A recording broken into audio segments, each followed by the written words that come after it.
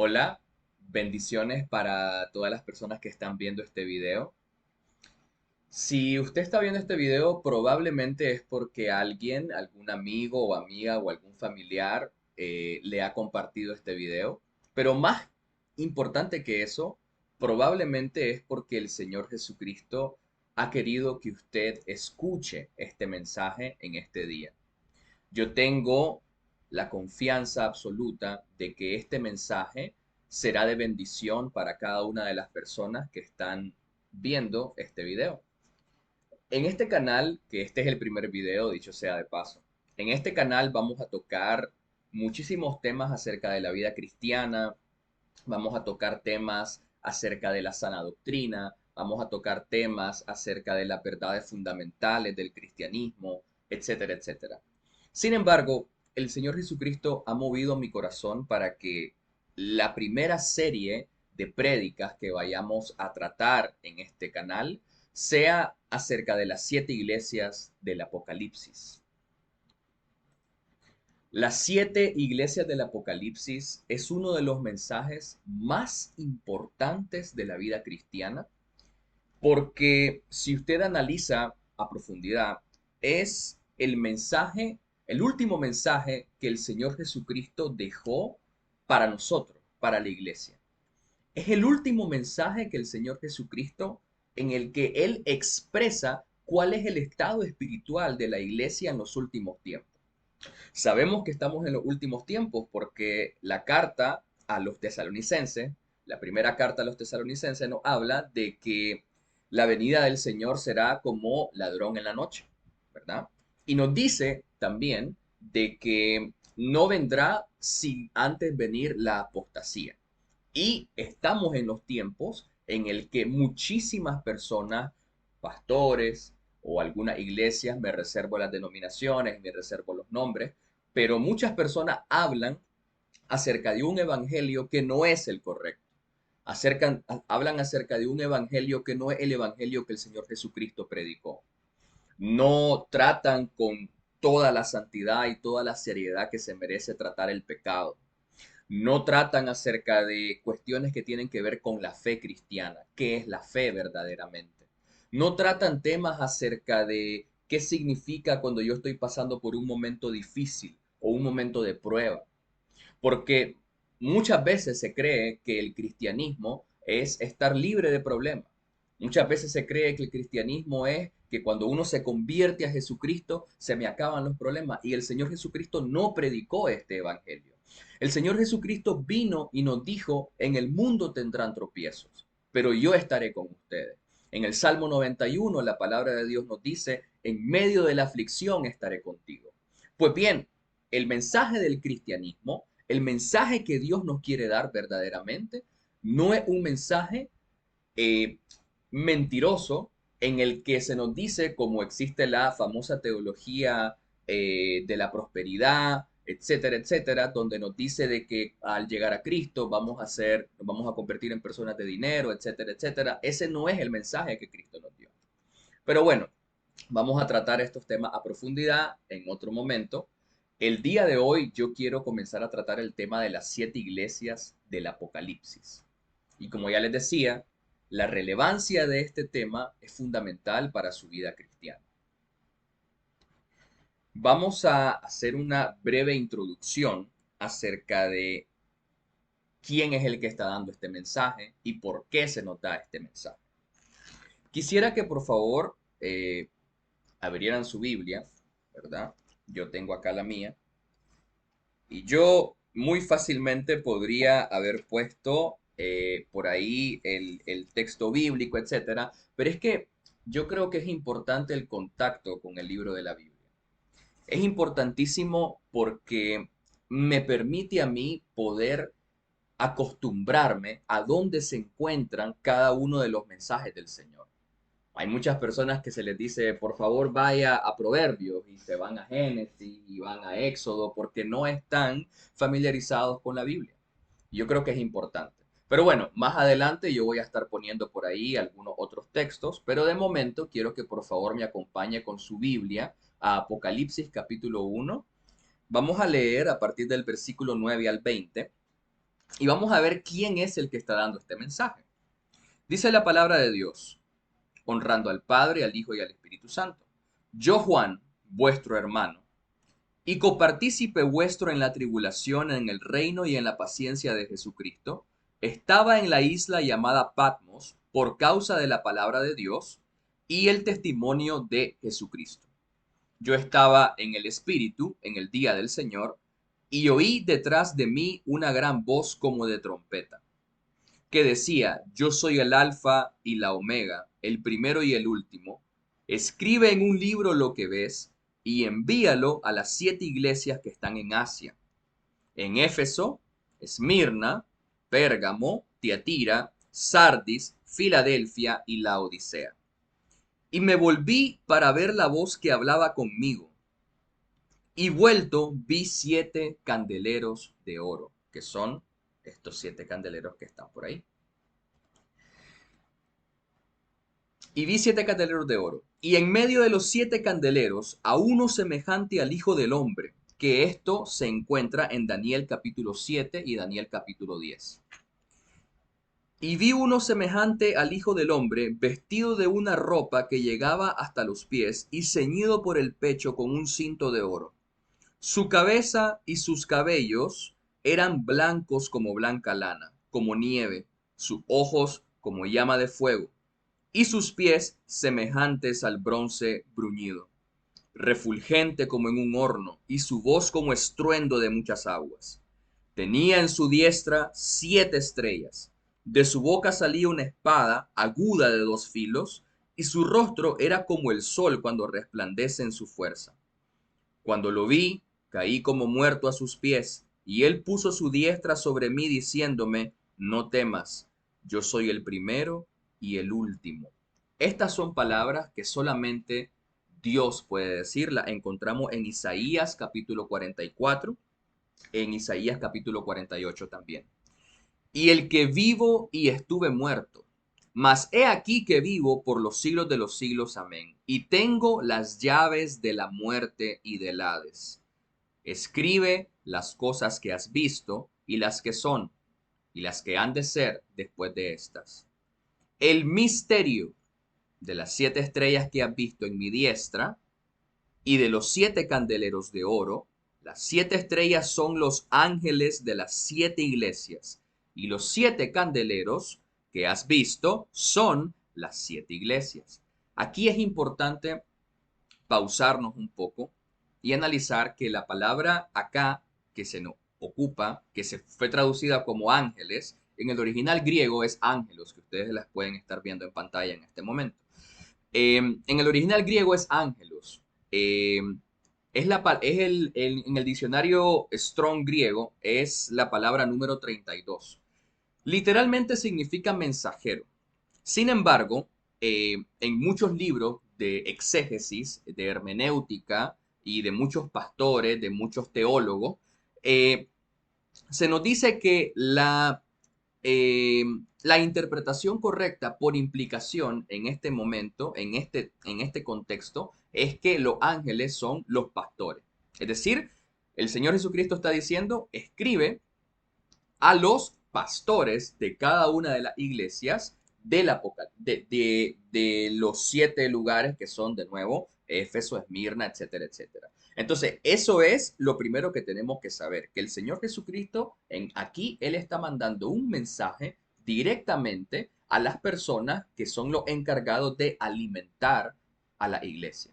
Porque el pastor, como ustedes sabrán, es el que tiene la responsabilidad espiritual de alimentar a la iglesia. En las cartas de Pedro aprendemos de que somos llamados a ser una nación santa, sacerdotes y reyes, y nuestra principal, eh, nuestra principal responsabilidad es alimentar. En el caso del varón casado, alimentar a su esposa y a sus hijos con la palabra de Dios y sujetarnos al pastor y que el pastor nos alimente con la palabra de Dios.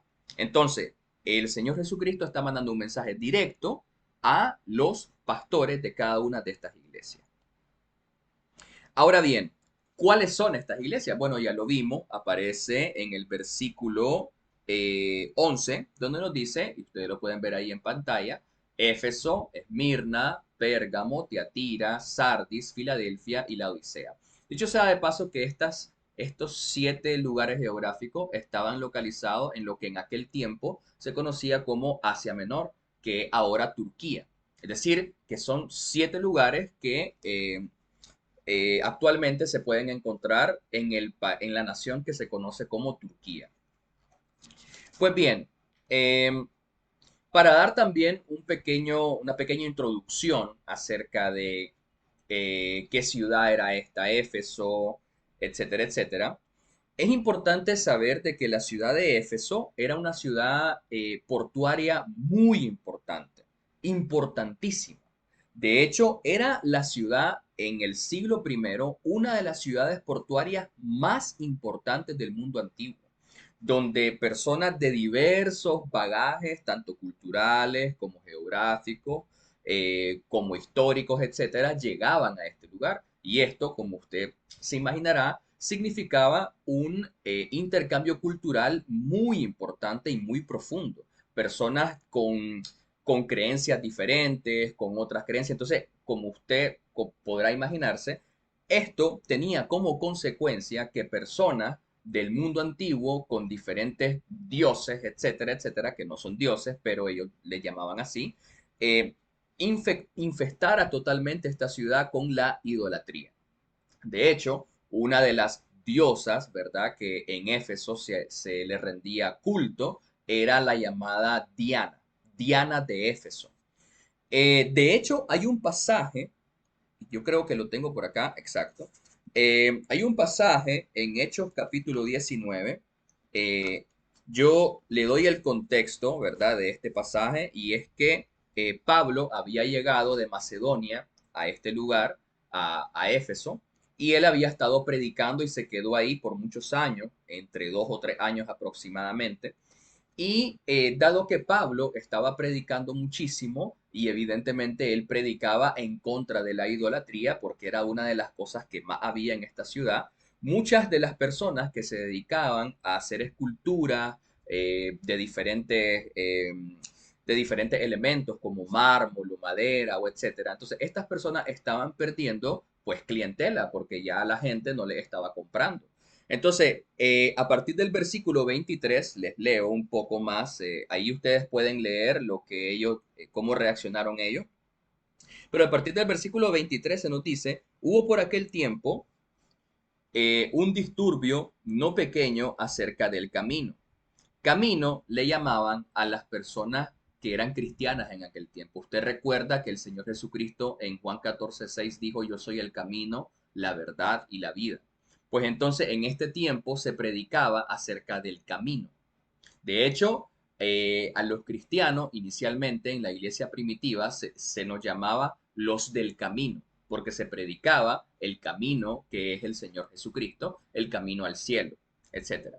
Entonces, por eso ustedes van a encontrar eso, que acerca del camino, y en la Biblia ustedes van a encontrar esa palabra con C mayúscula, camino, porque se está refiriendo a un nombre propio. Pues bien, porque un platero llamado Demetrio, que hacía de plata templecillos de Diana, daba no poca ganancia a los artífices, a los cuales, reunidos con los obreros del mismo oficio, dijo, varones, sabéis que de este oficio obtenemos nuestra riqueza. Pero veis y oís que Pablo, no solamente en Éfeso, sino en casi toda Asia, ha apartado a mucha gente con persuasión, diciendo que no son dioses los que se hacen con las manos. Y no solamente hay peligro de que nuestro negocio venga a desacreditarse, sino también que el templo de la gran diosa Diana sea estimado en nada y comience a ser destruida la majestad de aquella a quien venera toda Asia y el mundo entero. Y ahí es cuando ellos reaccionaron. Cuando oyeron estas cosas, se llenaron de ira y gritaron diciendo, grande es Diana de los Efesios. Imagínense ustedes cómo era el estado de este lugar, cómo estaba infectado de idolatría. Pues bien, este es el lugar al que Pablo predicó y al que el Señor Jesucristo se está refiriendo. Obviamente, una vez después de que Pablo hubo predicado, nosotros podemos encontrar esto en las cartas a Timoteo, de que Timoteo fue el primer pastor de la iglesia de Éfeso, ¿verdad? Y como todos sabemos, Timoteo tenía un testimonio impecable. Muy probablemente al pastor al que se le está hablando en Apocalipsis, porque si ustedes recuerdan, Apocalipsis fue escrito aproximadamente entre el año 90 y el año 110 después de Cristo, en el que ya todas estas cosas ya habían pasado. Es posible, no existe una evidencia certera, pero es posible que Timoteo ya hubiese fallecido una vez que Juan ya estaba escribiendo el Apocalipsis. Pues bien, ese es el contexto en el que nosotros nos encontramos. Y así comienza el Señor Jesucristo, donde se nos dice en Apocalipsis capítulo 2, y ya vamos a comenzar con el mensaje directo a Éfeso. Dice el Señor Jesucristo, escribe al ángel de la iglesia en Éfeso, el que tiene las 7 estrellas en su diestra, el que anda en medio de los candeleros de oro, dice esto. Y aquí es importante de nuevo siempre profundizar, analizar, porque no hay una sola palabra en la Biblia, querido hermano o hermana, que esté escrita de una manera coincidental, que esté escrito porque sí, no hay una sola coma, una sola tilde en la Biblia. Los tiempos en los que las cosas fueron escritas, el contexto histórico, a quién se le está escribiendo, quién lo dice, por qué lo está diciendo. Todas estas cosas son cosas que nosotros como cristianos tenemos que estudiar. Juan 5:39 dijo el Señor Jesucristo, escudriñad la palabra de Dios porque ellas hablan de mí. Y esa palabra escudriñar en el original griego significa hacer pozo. Hacer pozo. O sea, el Señor Jesucristo nos dice que cuando usted esté leyendo la palabra de Dios, no lo lea como que está leyendo una fábula. No diga, escriba el ángel de la iglesia en Éfeso, el que tiene las 7 iglesias, el que anda en medio de 7 candeleros. A ver, un momento, espérese, analice, medite, qué es lo que usted está leyendo. Es importante porque la Biblia, amado hermano o hermana, es el corazón y la mente de Dios abierto hacia usted. Cada palabra, cada palabra que está escrito aquí, Dios Padre la pensó con sumo detenimiento. Fíjese usted, voy a hacer un pequeño paréntesis, pero fíjese usted que en Proverbios, acompáñeme por favor a Proverbios rapidito, vamos a dejar esto por acá. Entonces, si usted me acompaña a Proverbios rápidamente, dice la palabra de Dios en Proverbios, dice, Hijo mío, oiga bien, si recibieres mis palabras y mis mandamientos guardares dentro de ti, haciendo estar atento tu oído a la sabiduría, si inclinares tu corazón a la prudencia, si clamares a la inteligencia y a la prudencia dieres tu voz, si como a la plata la buscares y la escudriñares como a tesoros. Vea usted, todos estos son unos sí condicionales en el que el Espíritu Santo nos está diciendo, si recibís mis palabras, eso es una condicional, y mis mandamientos guardás, si inclinás tu corazón a la prudencia, si clamares a la inteligencia, vea todos esos sí condicionales. Si como a la plata la buscares, imagínese que yo le digo a usted que en su casa hay un pozo de petróleo. ¿Qué va a hacer usted? Lo primero que usted va a hacer es comenzar a cavar y a cavar y a cavar. No importa lo que le cueste, usted va a cavar porque usted dice, bueno, aquí está el llamado oro negro, ¿no? Entonces, esto es lo que nos quiere decir Dios. Si como a la plata la buscares y la escudriñares como a tesoro, ahí está de nuevo la palabra. Si hicieras pozos como si estuvieses buscando un tesoro, entonces, o sea, si hace usted todo esto, la consecuencia de que usted busque de esta manera en la palabra de Dios sabiduría, dice, entonces entenderás el temor de Jehová y hallarás el conocimiento de Dios. Pero para nosotros hacer eso, para nosotros verdaderamente encontrar estas riquezas en la palabra de Dios, tengo que yo esforzarme verdaderamente. Tengo que yo verdaderamente querer escudriñar. Tengo que yo verdaderamente poner como prioridad en mi vida conocer la palabra de Dios.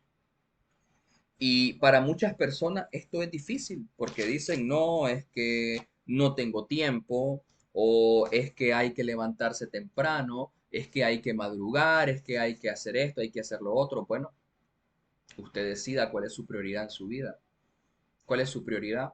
¿Su trabajo o su pareja o sea lo que sea? ¿O su familia? Que está bien, estas cosas son importantes, pero Deuteronomio 6 dice el Señor, amarás al Señor tu Dios con toda tu mente, con todo tu corazón y con todas tus fuerzas. Él debe ser el primero en nuestra vida. Cuando usted se levante, pase tiempo con Dios. Yo no concibo un cristiano o una cristiana, con mucho amor y con mucho respeto se lo digo, pero yo no concibo un cristiano o una cristiana que no pase ni siquiera una hora al día con Dios. La verdad es que yo no entiendo cómo usted podría tener victoria en su vida, cómo usted puede tener victoria sobre tentaciones y pasa solamente 10 minutos o 15 minutos o 20 minutos al día. O sea, se levanta, medio se persina y eso no es una comunión con Dios. Y ya vamos a ver más adelante por qué es tan importante la comunión con Dios. Pues bien, volviendo de nuevo al tema, eh, dice el Señor, el que tiene las 7 estrellas, de nuevo, recordemos que se le está escribiendo al ángel de la iglesia en Éfeso, que sabemos que nos referimos al pastor de Éfeso. Es una carta dirigida al que era encargado de alimentar la oveja. Las 7 estrellas. Esto es una simbología importantísima porque aquí el Señor Jesucristo se está identificando. Él se identifica en ese momento como nuestro Cristo glorificado, retomando directamente la visión inicial del capítulo 1. Cuando usted recuerda, el mismo Señor Jesucristo lo vuelve a decir. Y la palabra de que está a la diestra, cuando se nos dice que tiene a su diestra las 7 estrellas, es una forma judía de reflejar autoridad. Es una forma judía de reflejar gobierno. La diestra representa poder, representa protección y representa soberanía. Esto usted lo puede encontrar, por ahí lo tengo en pantalla, lo puede encontrar en el Salmo 110 y en Isaías 41. No me voy a detener más porque hay que avanzar. Y los 7 candeleros, acá, los candeleros de 7 brazos en el tabernáculo de Dios, esto usted lo puede encontrar en Éxodo capítulo 25 y lo tiene por allá en pantalla. Lo tiene por ahí en pantalla. La menorá fue creada de esta manera. La menorá era una figura de 7 brazos, ¿verdad? Que era una sombra del Señor Jesucristo. O sea, el candelabro de 7 brazos en el tabernáculo, lo que estaba simbolizando era la presencia de Dios en medio de su pueblo. La luz de esta menorá tenía que arder continuamente, porque usted recuerda que esa luz es el Espíritu Santo dentro de nosotros, que arde constantemente dentro de nosotros, pero que también nosotros somos llamados a alimentar ese fuego. Como le dijo Pablo a Timoteo en las cartas, alimenta el don que está puesto en ti. Como también lo podemos ver en Mateo capítulo 10, en la parábola de las 10 vírgenes, que hay 10 vírgenes que fueron sensatas y otras que no fueron sensatas. Las que fueron sensatas eran las que estaban alimentando el aceite todo el tiempo para que la lámpara no se apagara. Pues bien, Cristo es la figura sacerdotal en Apocalipsis, por eso está vestido con ropa sacerdotal. Usted lo puede ver ahí en Apocalipsis 1. Y entonces esta imagen se conecta directamente con la del sumo sacerdote, de manera tal que no tenemos ninguna duda de que el que está hablando es el Señor Jesucristo.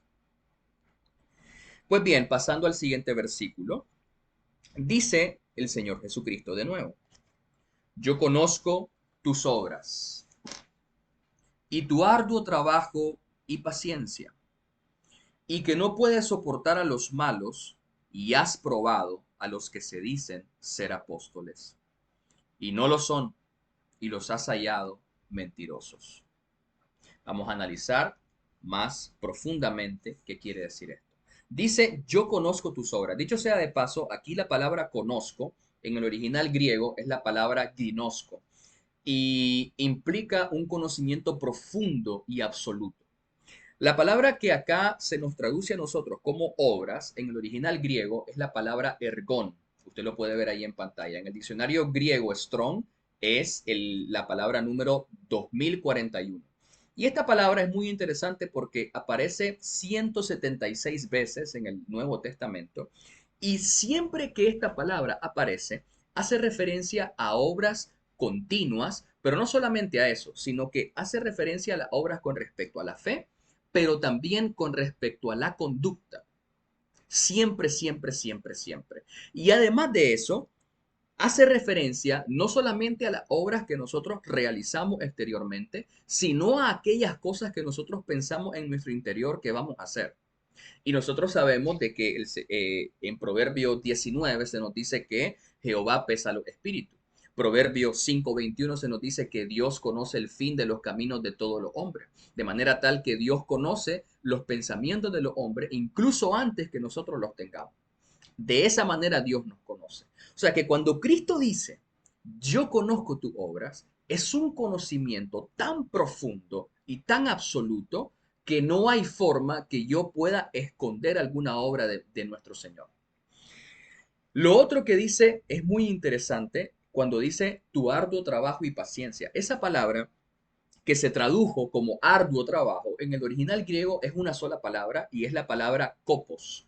En el diccionario griego Strong es la palabra código 2873 y significa esforzarse con dolor.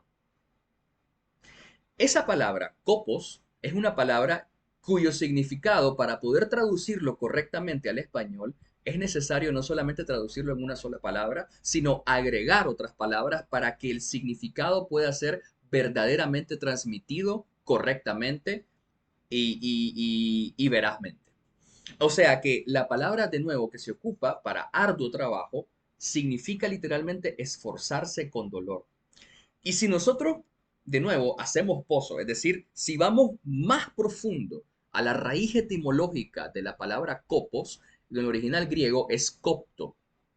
Y esa palabra significa hacer pedazos. O sea que arduo trabajo significa esforzarme de una manera casi sobrehumana en algo, esforzarme de una manera en la que la única forma en la que yo puedo metafóricamente dar un significado a esto es como golpearse el pecho en aflicción. O sea que cuando Cristo dice, yo conozco tu arduo trabajo, esta era una iglesia, hermanos, que probablemente se levantaba de madrugada, probablemente salía a predicar. Era una iglesia, hermanos, que predicaba a tiempo y destiempo. Era una iglesia que salía a visitar enfermos. Era una iglesia que estaba todo el tiempo pensando en la obra del Señor. Era una iglesia que diezmaba. Era una iglesia que no solamente visitaba a los enfermos, sino que también visitaba a los presos. Era una iglesia que estaba todo el tiempo pensando en la obra del Señor. Y lo hacían de una manera tan ardua, tan dura y tan esforzada, que la palabra que se ocupa es una palabra que significa hacer algo con dolor. Es una palabra que significa que mi esfuerzo es tan grande que ya me duele la espalda de tanto trabajo. O sea, imagínense esta iglesia, este pastor, estos diáconos, este maestro de la palabra. Era probablemente, algunos de los maestros de la palabra seguramente llegaban de su trabajo normal y iban a visitar a sus estudiantes de la palabra. Eran personas que se acostaban a las 3 4 de la mañana estudiando la palabra de Dios, etcétera, etcétera, etcétera. Y además, no solamente eso, sino que también mostraban frutos, porque vea usted que dice paciencia. Vea usted que se nos habla de la paciencia. Y si usted recuerda, en Gálatas 5 del 20 en adelante, se nos dice que la paciencia es uno de los frutos del Espíritu Santo. Y la palabra paciencia en el original griego es upomoné y significa literalmente soportar el peso encima. De hecho, no sé si usted recuerda, en Romanos capítulo 5 se nos dice, sabiendo que la tribulación produce paciencia, la paciencia produce fe, etcétera, etcétera. Entonces, de eso se nos habla ahí. O sea, era una iglesia, hermanos, probada. Era una iglesia, hermanos, que tenía mucha paciencia para soportar a las personas que a lo mejor hablaban mal, a las personas que a lo mejor les hacía falta poder mostrar fruto, etcétera, etcétera. Y no solamente eso, vea usted que dice, y has probado a los que se dicen ser apóstoles. Dice, has probado a los que se dicen ser apóstoles y no lo son. Y lo ha hallado mentiroso. Era una iglesia que eran celosos, tenían una celosía santa muy alta. Ellos sabían determinar qué cristiano era verdadero y qué no. Ellos sabían determinar de que el cristiano verdadero no es aquel que grita aleluya, el cristiano verdadero no es aquel que usted lo va a ver alabando, porque estas cosas, ¿verdad? No me malinterpreten, no quiero decir que un cristiano de verdad no hace eso. Lo que quiero decir es que no se dejaban llevar por la apariencia. No se dejaban llevar que porque el hermano andaba con la Biblia con él todo el tiempo. No se dejaban llevar de que porque el hermano predicaba bonito. No se dejaban llevar de que porque el hermano o hermana alababa y hablaba en lenguas. Porque en Mateo 7 nosotros leemos que la palabra de Dios dice de que en aquel tiempo muchos me dirán Señor, Señor, y yo les diré, apartados de mí, hacedores de maldad, nunca los conocí. Y esas personas dirán, Señor, en tu nombre predicamos, echamos fuera demonios, etcétera, etcétera. Son personas que tenían dones del Espíritu Santo. En Primera de Corintios 12 nosotros aprendemos de que la profecía es un don, el hacer milagro es un don, etcétera, etcétera. Sin embargo, no es los dones lo que va a manifestar si usted es hijo o hija de Dios, es el fruto. Porque antes de eso dice el Señor Jesucristo, el que hace la voluntad de mi Padre, ese es el que entra en el reino de los cielos. ¿Y cuál es la voluntad de Dios? El Señor, mismo Señor Jesucristo lo dice más adelante, dice, misericordia quiero y no sacrificio. En Oseas 6:10 nos dice lo mismo. En Gálatas 5 del 20 en adelante aprendemos cuáles son los frutos del Espíritu Santo. El amor, el perdón, la misericordia, etcétera, etcétera. Pues estos cristianos, hermanos, de la iglesia de Éfeso, eran cristianos que sabían determinar y diferenciar quién era cristiano verdadero y quién no. Y no solamente eso, sino que también sabían determinar quién era verdaderamente apóstol. Usted recuerda en la carta a la iglesia en Galacia, se nos dice que muchas personas en aquel tiempo se hacían llamar apóstoles y tomando con mucha ligereza el título de apóstol. Y yo, por ejemplo, a mí me da mucha risa cuando veo ahora algunas personas, ¿verdad? Me reservo el nombre de las personas, pero me da mucha risa cuando veo personas ahora que firman apóstol, por poner un ejemplo hipotético, apóstol Juan Pérez, apóstol Pedro, etcétera, Pedro Hernández, por decir un nombre hipotético, ¿verdad? Eh, y la Biblia, hermanos, nos habla de cuáles son los requisitos de un apóstol. Apóstol fueron aquellos hombres nada más. Aquellos 12 hombres y Pablo el último como un abortivo, dijo él. Era necesario haber sido testigo ocular de Cristo resucitado. Esto nosotros lo podemos encontrar en Hechos capítulo 1, versículos del 21 al 22, cuando estaban intentando elegir al sucesor de Judas Iscariote. Ustedes recuerdan que Pedro dijo, es necesario pues que de estos hombres que han estado juntos con nosotros todo el tiempo que el Señor Jesús entraba y salía entre nosotros, comenzando desde el bautismo de Juan hasta el día en que de entre nosotros fue recibido arriba. Uno se ha hecho testigo con nosotros de su resurrección. Y luego esto lo confirma Pablo en 1 Corintios 9:1, donde dice, no soy apóstol, no he visto al Señor, a Jesús, el Señor nuestro. El segundo requisito era que debía ser llamado directamente por el Señor Jesucristo. Un apóstol no se autoproclama apóstol. Debe ser llamado y enviado por el mismo Señor Jesucristo de forma directa. Gálatas 1:1 dice, Pablo, apóstol, no de hombres ni por hombres, sino por Jesucristo y por Dios el Padre. En Hechos capítulo 10, nosotros vemos que el mismo Señor Jesucristo se le aparece a Pablo por medio de visión y el mismo Señor Jesucristo es el que le da a Pablo el Evangelio. En Lucas 6:13 dice la palabra de Dios, y cuando era de día, llamó a sus discípulos. ¿Quién? El Señor Jesucristo. Y escogió a 12 de ellos, a los cuales también llamó apóstoles. Pues estos son los requisitos: que hayan sido testigos oculares del Señor Jesucristo, que hayan sido llamados directamente por Él, directamente por el Señor. Nadie se puede autoproclamar apóstol. Solamente el Señor Jesucristo le fue dada potestad por el Padre para que Él pueda llamar a unas personas apóstoles. Pues esta iglesia, hermano, de Éfeso, sabía diferenciar quién era real y quién no. O sea, imagínense la estatura espiritual de esta iglesia. Pues bien, seguimos. Dice en el versículo 3: y has sufrido, y has tenido paciencia, y has trabajado arduamente por amor de mi nombre, y no has desmayado. Aquí nosotros vemos que el Señor Jesucristo está haciendo énfasis en lo que ya conocimos anteriormente en el versículo anterior. Ha sufrido, ya sabemos de que aquí se nos está haciendo una referencia a la paciencia que ellos han tenido, ¿verdad? Has tenido paciencia, has trabajado arduamente por amor de mi nombre y no has desmayado. O sea, imagínense, personas que se esforzaban hasta el dolor de su cuerpo y no desmayaban, continuaban trabajando por la obra del Señor. Pero vean lo que dice aquí, vean lo que dice aquí. Pero tengo contra ti, hay un pero.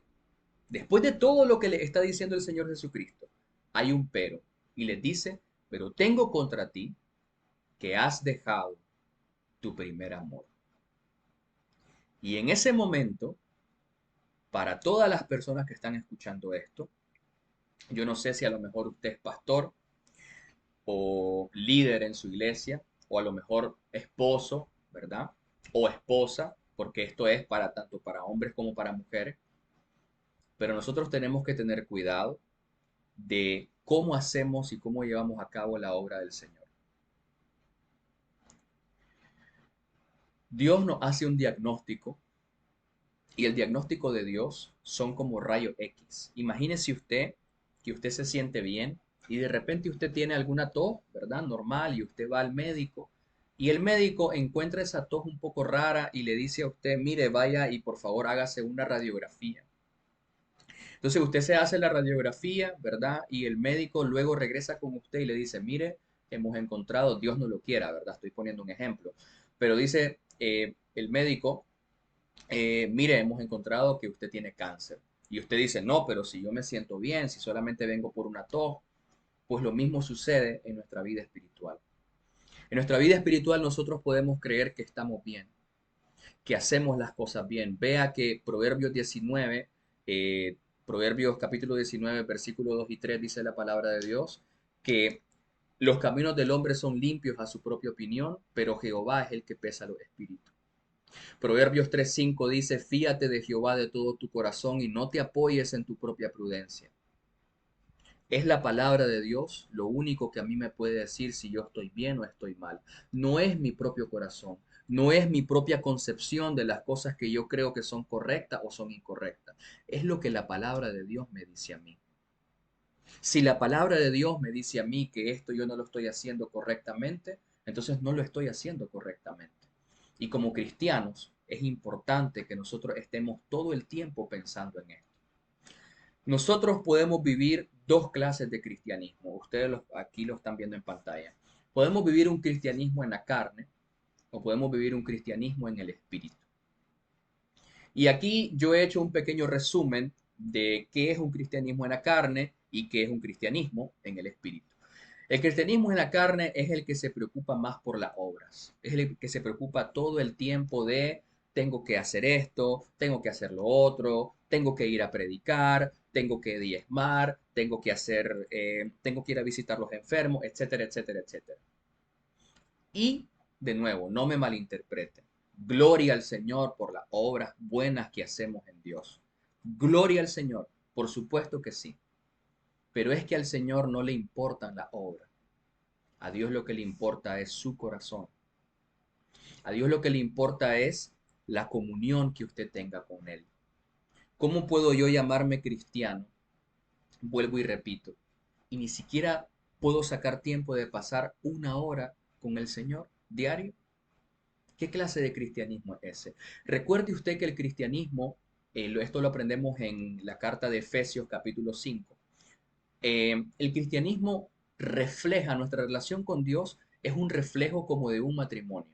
Si usted está casado o casada, o está pensando en casarse, o tiene novio, o tiene novia, o a lo mejor no tiene novio o no tiene novia, a lo mejor usted es jovencito, jovencita, está escuchando esto, pero imagínese usted que usted está casado. Si no lo está, imagínelo, ¿no?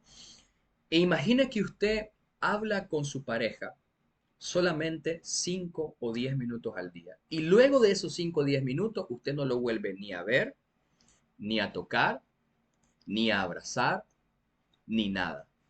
Hasta el siguiente día, si acaso, otros 5 o 10 minutos. Usted solamente llega donde la persona, que es su pareja, ¿verdad? Y le dice, hola, ¿cómo está? Espero estés bien, etcétera, etcétera, y ya me voy. ¿Podríamos nosotros decir que usted está viviendo verdaderamente un matrimonio o en comunión o en amor con esa persona? Pues lo mismo es con Dios. ¿Cómo puedo yo decir que soy cristiano entendiendo que el cristianismo es una relación? El cristianismo no es una religión. El cristianismo es una relación viva, orgánica y personal con el Dios creador del universo. Eso es verdaderamente el cristiano. Juan 17:3 dice la palabra de Dios, dijo el mismo Señor Jesucristo, y esta es la vida eterna, que te conozcan a ti. Esa palabra conozcan hace referencia no solamente a un conocimiento conceptual, sino a una relación, a una comunión. Amós 3:3 dice, podrán caminar dos juntos si no estuvieran de acuerdo. ¿Cómo puedo yo estar de acuerdo con Dios si no paso tiempo con Dios, si no conozco la escritura? ¿Cómo puede usted llamarse cristiano o cristiana si yo le digo, hermano, ¿cuáles son las verdades fundamentales del cristianismo? Y usted me va a decir, no lo sé. ¿Cómo así que no lo sabe? ¿Cómo es posible que usted se haga llamar cristiano o cristiana? Hermano, ¿qué es la gracia, por ejemplo? Yo me sorprendí muchísimo un día que estaba predicando eh, y a las personas que yo le estaba predicando, yo estaba explicando acerca de la gracia y las personas abrieron sus ojos así porque no sabían qué era gracia. Y eran personas que tenían más de 10 años de estar en la iglesia. Y yo me sorprendí muchísimo, pero bueno, ¿verdad? O sea, gloria al Señor que en ese tiempo ellos ya escucharon, ¿no? El Señor Jesucristo utilizó a este instrumento inútil para poder hablarles a ellos. Pero como cristianos nosotros tenemos que conocer estas cosas. Tenemos que tener una relación con la Biblia, leerla todos los días. Josué 1 del 8 al 9 dijo el Señor, dijo Jehová, le dijo a Josué, meditarás en este libro de la ley de día y de noche. Señor, pero yo me levanto a las 10. No, es que no es a la hora que tú quieras. En el Salmo 89 dice la palabra de Dios, de madrugada me levantaré para pasar tiempo contigo, dice el Señor. Dijo, perdón, el salmista. Es de madrugada, no es cuando usted quiera, porque no es como a mí me parezca, es como Dios dice, porque no soy yo el que pone los términos de esta relación con Dios, es Él. El que me salvó fue Él, el que extendió su mano para llegar a mí fue Él, el que hizo el sacrificio fue Él, el que conoce verdaderamente lo bueno y lo malo, la moral, lo correcto y lo incorrecto es Él el que me va a decir cuáles son los términos de mi relación con Él. No soy yo el que le voy a decir a él. Y cuidado en decir, no, pero es que el Señor me entiende. No, hermano, no ocupe usted, por favor, la gracia como ocasión para la carne. Romanos 6 dice de que si nosotros ya fuimos liberados del pecado, no debemos ocupar la gracia como ocasión para la carne. Por favor, ya aquí, o sea, tenemos que nosotros ya en estos últimos tiempos, amados hermanos, de nuevo, esto yo se los digo con todo el amor del mundo. Yo quisiera que no lo sintieran como un regaño, porque no lo es, ¿verdad? Simplemente quiero que usted tenga una vida verdadera con Dios, de relación con Dios. Pues bien, volviendo al tema para no salirme, eh, el cristianismo en la carne se preocupa más por las obras, mientras que el cristianismo en el espíritu se preocupa más por mi comunión con Dios, mi primer amor, lo más importante, lo primero de mis fuerzas. Cuando yo me levanto, lo primero de mi tiempo yo se lo entrego a Él. Así como cuando recibo mi salario, mi dinero, mis ingresos, lo primero de mis ingresos es a Él. Cuidado en el orden en el que usted está haciendo las cosas. Ordenar las prioridades es importante. No tener una vida desordenada. No pensar, no, es que yo tengo que ir a la hora del Señor y deja a su esposa y a sus hijos y a lo mejor sus hijos están enfermos. No, hermano, no es así la vida cristiana. El orden en el que yo tengo que vivir mi vida cristiana es, primero es Dios. Si usted está casado, primero es, o casada, primero es Dios. Segundo, su esposo o su esposa. Tercero, los hijos. Y por último, la obra del Señor. Es ese el orden. Ese es el orden. Porque cuando usted, y yo sé que esto puede sonar un poco eh, controversial, ¿verdad? A lo mejor muchas personas en los comentarios me van a decir cómo es posible, etcétera, pero bueno, esto es lo que yo he aprendido en la palabra de Dios. Y cuando usted ame a su esposo o a su esposa, créame que sus hijos lo van a agradecer.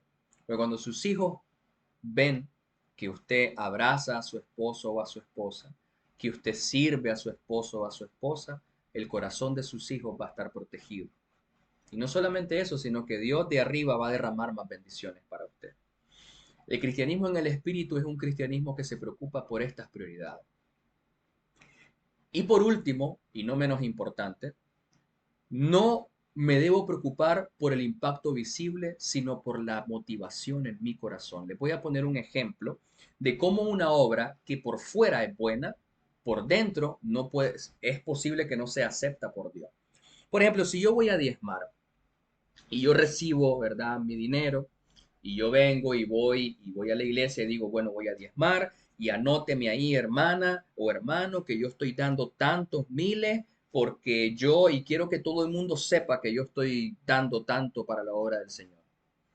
A lo mejor lo que usted está haciendo es algo bueno, pero la motivación es una motivación egoísta y por tanto no será acepta por el Padre. Sin embargo, si usted lo hace de todo corazón, porque de verdad usted se siente agradecido con Dios, porque de verdad usted reconoce que todo lo que usted ha recibido viene primeramente de Dios y lo que usted está haciendo es simplemente una forma de agradecimiento para con el Padre, entonces usted lo va a estar haciendo con una motivación correcta. Es más importante la intención de su corazón que lo que usted está haciendo verdaderamente. El cristianismo en el espíritu es un cristianismo que se preocupa por la comunión con Dios. Es un cristianismo que se preocupa más por mostrar amor, misericordia, los frutos del Espíritu Santo. Porque la carne, hermanos, es muy religiosa y muy consagrada. Y con muchísima facilidad, a lo mejor si usted recibe un don de hablar en lengua o de lo que sea, o a lo mejor usted ha recibido el don de sanidad, ¿verdad? Con muchísima facilidad su carne se puede ensoberbecer y enorgullecer. Y miren lo que nos dice el Espíritu Santo por medio de la pluma de Pablo en 1 Corintios 13, 1 y 2. Dice, si yo hablase en lengua humana y angelicales y no tengo amor, vengo a ser como metal que resuena o címbalo que retiñe. O sea, lo que está diciendo aquí Pablo, incluso dice, si yo pudiera hablar todas las lenguas, pero si yo no tengo amor, soy como un metal que hace ruido nada más. Y si tuviese profecía, dice, y entendiese todos los misterios y toda ciencia, y si tuviese toda la fe que pudiera mover montañas, pudiera mover montes, etcétera, y no tengo amor, nada soy. De manera tal, hermanos, que no es el don que usted tenga, no es la obra que usted hace lo que lo hace cristiano, es su comunión con Dios. Porque las obras, hermanos, son sencillamente una manifestación de lo que usted recibió. Recuerde usted que Efesios 2:3 nos dice que nosotros somos salvos por gracia. Tito 3:5 nos dice lo mismo. Romanos, nosotros podemos ver eso también. Romanos capítulo 5 dice, justificados pues por Dios, tenemos paz para con Dios. Justificados pues, en Romanos 8 dice, ninguna condenación hay para los que están en Cristo Jesús. Justificados pues por la fe, tenemos paz para con Dios. Eso es lo que dice en Romanos 5:1. Eh, la salvación es por gracia, hermano. No es por obra. Así que no se preocupe tanto por la obra. No se preocupe si hay personas que hacen mejores cosas. Déjelo. Dios puso esa obra en nosotros para que anduviésemos en ella, dice la palabra de Dios. Deje lo que es el Espíritu Santo obrando por medio de él o ella. Usted preocúpese por lo que usted recibió, usted preocúpese por cuidarlo y administrarlo bien. Porque dice el Señor Jesucristo, siervo fiel, si en lo poco fuiste fiel, entonces te daré mucho. Pero si en lo poco no somos fieles, hermanos, si a usted alguien le dice, mire, va a servir, bueno, vaya a lavar el lampazo de la iglesia. Y usted dice, no, pero si yo he estudiado mucha Biblia, yo no tengo por qué estar haciendo eso, yo esto y lo otro, mire, entonces a lo mejor usted no ha entendido la obra del Señor. Porque incluso eso, ir a lavar algo, ir a lavar el baño, ir a limpiar, ir a lampasear, lavar la silla, planchar, lo que sea que usted tenga que hacer en la obra del Señor, es un privilegio no merecido. Recuerde, hermano, que tanto usted como yo merecíamos la condenación eterna y no ser salvo. Pues bien, el cristiano en el espíritu, ¿verdad? Se preocupa más por su comunión con Dios, por su comunión con Dios, porque es por medio de su comunión con Dios que usted va a ir conociendo cada vez más a Dios, que usted va a ir teniendo una relación más estrecha con Él. Seguimos en el versículo 5 para ir terminando. Dice, pero recuerda por tanto de dónde has caído y arrepiéntete y haz las primeras obras. Perdón. Pues si no, vendré pronto a ti y quitaré tu candelero de su lugar si no te hubieses arrepentido. Aquí la palabra recordar en el original griego es mnemoneuo y significa literalmente ejercer memoria. La base etimológica de esta palabra es meno y lo que quiere decir literalmente es perseverar en algo. Y hay algo muy importante, hermanos. Cuando una persona comete pecado, ¿verdad? Vamos a hablar, por ejemplo, de un cristiano, ¿verdad? Que cometió adulterio. Hermano Baldo, pero es posible, o hermano Juan, hermano Pedro, ¿es posible que un cristiano cometa adulterio? Es posible. Es improbable, pero es posible. Mire usted, por ejemplo, el ejemplo de David.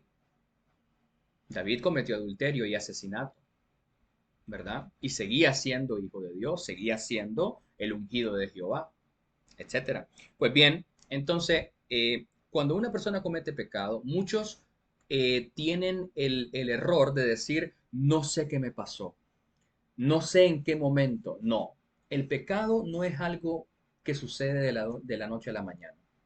Si usted cometió adulterio, probablemente usted viene pensando en eso desde hace ya varios meses atrás. A lo mejor ya tiene un mes o 2 meses o 3 meses viendo pornografía. O a lo mejor tiene ya un mes o 2 meses o 3 meses chateando con esa persona con la cual usted no debe chatear. A lo mejor usted se está compartiendo fotos y esa otra persona le está compartiendo fotos. Mire, la mente y el cuerpo se preparan para el pecado. De manera tal que usted no puede decir, yo no sé en qué momento me pasó esto. Yo no sé en qué momento fui a caer donde los brujos. No, es que usted probablemente ya tiene mucho tiempo que está obsesionado con esa idea de algo que usted quiere que Dios no se lo dio. Y si Dios no se lo dio, recuerde que tanto las cosas que Dios da como las cosas que Dios no da son para bien, para nuestro bien. Entonces, esto también es importante hacer memoria de dónde hemos caído y por qué hemos caído. Porque es importante darnos cuenta en el momento en el que nosotros comienza nuestra caída. Y mire que yo le digo algo. ¿Sabe cuándo comienza su caída? Le voy a decir esto. Su caída comienza el día que usted dejó de orar. Ese día es el día en que su caída comenzó. Cuando usted dejó de orar, cuando usted dejó de leer la palabra, cuando usted dejó de memorizar la palabra de Dios. En ese momento comenzó su caída. Porque si usted no está fuerte espiritualmente, en el momento de la prueba dice la palabra de Dios que Satanás anda como león rugiente buscando a quien devorar. ¿Qué cree usted que va a pasar si usted ya tiene 2, 3, 4 días de no alimentar su vida espiritual? Que cuando venga la tentación, cuando venga los demonios, cuando venga Satanás con una gran prueba, con una gran tentación, usted va a caer redondito. Juan 15 del 1 al 5 dice la palabra de Dios, permanezcan en mi palabra y yo permaneceré en ustedes, porque separados de mí, nada podéis hacer, dice el Señor. Ya lo dijo el Señor Jesucristo, esto no es algo que yo estoy inventando. El mismo Señor Jesucristo dice en su palabra, si tú no permaneces conmigo en oración, en comunión, leyendo la palabra de Dios, en el momento de la tentación, en el momento en el que usted esté en su trabajo y mire una cartera que no le pertenece a usted y usted ya tiene 5 días de no leer, 5 días de no orar, usted va a caer en esa tentación y va a tomar lo que no es suyo. O en el momento en el que se le presente la oportunidad para mentir, usted va a mentir. O en el momento en el que se le pase una persona que no es su esposo o su esposa, o a lo mejor usted todavía no está casado y se le pasa por delante a alguien, se le van a ir los ojos. Se le van a ir los ojos, hermano o hermana que me escucha. Esto yo se lo estoy diciendo para que usted cuide su vida espiritual. Porque el mismo Señor Jesucristo dijo, separados de mí, nada podéis hacer. Tenemos que recordar el momento preciso en el cual nosotros comenzamos a caer. Y comenzamos a caer cuando usted descuida su vida espiritual. Arrepiéntete, dice el Señor. La palabra arrepentirse en el original griego es metanoia y significa literalmente cambiar de manera de pensar. De hecho, es muy interesante, hermano, le doy un pequeño paréntesis, es muy interesante que lo primero que el Señor Jesucristo dijo cuando Él vino al mundo, cuando Él comenzó su ministerio, luego de que, usted recuerda, luego de que Él pasara 40 días en el desierto en ayuno, Él comienza su ministerio y las primeras cosas que salen de la boca de nuestro Señor Jesucristo es arrepiéntanse. Lo último que el Señor Jesucristo les dice a los discípulos en Emaús antes de ascender al cielo es arrepiéntanse. Y mire que lo último que el Señor Jesucristo le deja escrito a la iglesia es arrepiéntanse. Arrepiéntanse. Eso es lo que Cristo quiere. Que usted reconozca que ha descuidado su vida espiritual, que usted reconozca que ha vivido de una manera orgullosa y soberbia. ¿Sabe por qué, hermano? Porque cuando usted se levanta y usted no pasa tiempo con Dios, y ya son las 11 y las 12 del día, ¿sabe qué está diciendo usted en su corazón? Usted está diciendo, no necesito de Dios para poder hacer las cosas bien. Y a lo mejor usted dice, no, pero yo no he dicho eso en mi corazón. No, usted no lo está diciendo conscientemente, pero su conducta, eso es lo que demuestra. Y recuerde, hermano, que nosotros como cristianos, lo más importante es nuestra conducta, no lo que yo diga. Porque de nada a mí me vale decir Señor, mi Rey, etcétera, etcétera. Y en el momento en el que yo tengo que mostrar amor, en el momento en el que yo tengo que perdonar, en el momento en el que yo tengo que predicar, en el momento en el que yo tengo que abrazar a mi enemigo, no lo hago. Entonces, discúlpeme, pero usted no es verdaderamente cristiano o cristiana, es cristiano de la boca para afuera. Entonces, Cristo nos llama a ese arrepentimiento, a reconocer que hemos hecho el mal delante de Él y Él nos quiere perdonar. Bien, vamos avanzando. Eh, Versículos 6 y 7. Pero tienes esto, que aborreces la obra de los nicolaítas, las cuales yo también aborrezco. El que tiene oído, oiga lo que el Espíritu dice a las iglesias. Al que venciere, le daré de comer del árbol de la vida, el cual está en medio del paraíso de Dios. ¿Cuál es el llamado a Éfeso? ¿Qué es el llamado? Que es uno de los mensajes de las 7 iglesias, que como bien decía al inicio de esta prédica, recuerde usted que eh, los mensajes a las 7 iglesias del Apocalipsis reflejan el estado espiritual de la iglesia en los últimos tiempos, que es en los tiempos en los que nos encontramos ahora. Lo primero es arrepentirse. Arrepentirse. Como cristianos, Proverbios 4:18 dice la palabra de Dios que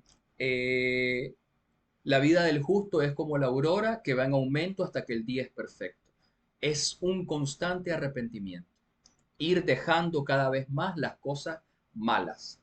Proverbios 24:16 dice la palabra de Dios que el justo cae 7 veces y Jehová vuelve a levantarlo. Y Hebreos 12:6 dice la palabra de Dios, querido hermano, hermana, que Dios al que ama, castiga o disciplina y azota al que recibe por hijo, dice la palabra de Dios. Dios nos dice estas cosas por amor, porque nos ama. Imagínese usted cómo sería si usted tiene hijo o si no tiene hijo, pues imagínese si su papá o mamá o tutor o quien sea, ¿verdad? Nunca le haya llamado la atención. ¿Cómo cree usted que sería? ¿O cómo cree usted que serían sus hijos? Futuros delincuentes, porque aquella persona a la que nosotros no le llamamos la atención crece como un potencial criminal. Y entonces por eso Dios nos llama la atención, por eso Dios nos dice, hey, hijo, hija, esto lo estás haciendo mal. Hey, hijo, hija, has dejado tu primer amor, arrepentite. Hey, hijo, hija, por eso nos dice Él eso. La segunda cosa es importantísimo cuidar nuestra comunión, olvidarnos de la obra. Las obras, como ya les decía, son solamente una manifestación del Espíritu Santo que está dentro de nosotros.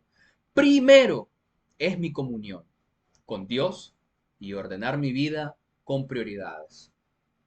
Tercero, vencer la comodidad, hermano. Es muy fácil simplemente levantarse y decir, ay, no, pero es que tengo que mañanear o tengo que madrugar o tengo que levantarme muy temprano. Es que es difícil, hermano, por eso se le llama la puerta angosta. Por eso se le llama la puerta angosta. Mire, yo le voy a decir algo. Usted no me está preguntando, pero ahorita son las 3:45 de la mañana y yo no he dormido. Mañana es domingo, bueno, ya es domingo, y en la iglesia toca Santa Cena, yo no puedo faltar. O sea, yo voy a ir desvelado. Pero ¿sabe qué pasa? Que yo amo a mi Señor y yo quiero compartir este mensaje porque sé que no siempre es bien explicado esto. El cristianismo no es una vida de comodidad, es una vida difícil en el que tenemos que hacer sacrificios, pagar el precio. Pero Romanos 8:18 dice la palabra de Dios que tenemos por cierto que las aflicciones del tiempo presente no son comparables con la gloria venidera que en nosotros ha de manifestarse. No pongamos nuestro ojo en las cosas terrenales. Esa es la cuarta cosa.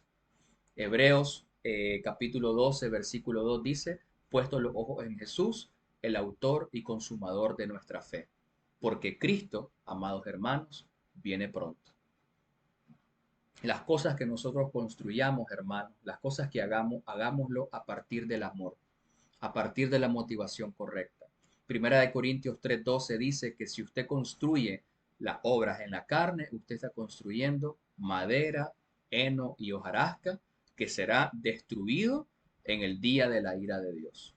Pero si nosotros construimos en el Espíritu, y para construir en el Espíritu, lo primero es la comunión con Dios, lo segundo es la motivación por la cual yo estoy haciendo esto, o usted está haciendo lo que usted está haciendo, la obra que usted esté haciendo, preocúpese. Primero pregúntese, ¿por qué estoy haciendo esto? ¿Verdaderamente quiero darle gloria a Dios? ¿O hay algún motivo escondido? Y si usted no lo sabe, hermano, en Salmo 39 dice la palabra de Dios, David decía, examina, oh Dios, si hay en mí camino de iniquidad. Muéstrame, Padre, muéstrame. Yo le digo al Señor, Señor, muéstrame si hay algo que estoy haciendo mal, porque yo ignoro, Padre Santo, mi propio corazón. Y Dios siempre me ha contestado. Yo le insto a usted que haga esto. Pues bien, para finalizar, eso, amados hermanos, eh, yo quiero finalizar con una oración, pero antes quiero decirle que abajo en la descripción le voy a dejar las redes sociales de este canal, Soldado de Jesucristo, en el que yo no voy a compartir ni mi nombre, ni nada, ni quién soy, porque yo quiero que usted ponga atención solamente a la palabra de Dios, solamente a eso, a hacer virar al Señor Jesucristo y a este canal que se llama Soldado de Jesucristo. Y termino con una oración. Padre Santo, te doy gracias, Señor, por este privilegio no merecido, Padre, que me has dado de hablar de tu palabra, Señor. Y te pido, Señor, en este momento, que las personas, Padre, que estén orando y se estén arrepintiendo, mi Señor, te pido, Padre, que les toques, mi Señor, sus corazones y acepta, Padre Santo, su arrepentimiento para que ellos puedan caminar contigo rectamente, mi Señor. Esto pido, Padre, y que estas palabras, Señor, sean de bendición para todo y cada uno de los que están escuchando esta prédica. Amén, amén y amén. Que el Señor les bendiga, que la paz y gracia del Señor Jesucristo los acompañe y los bendiga a ustedes y sus familias. Amén, amén y amén.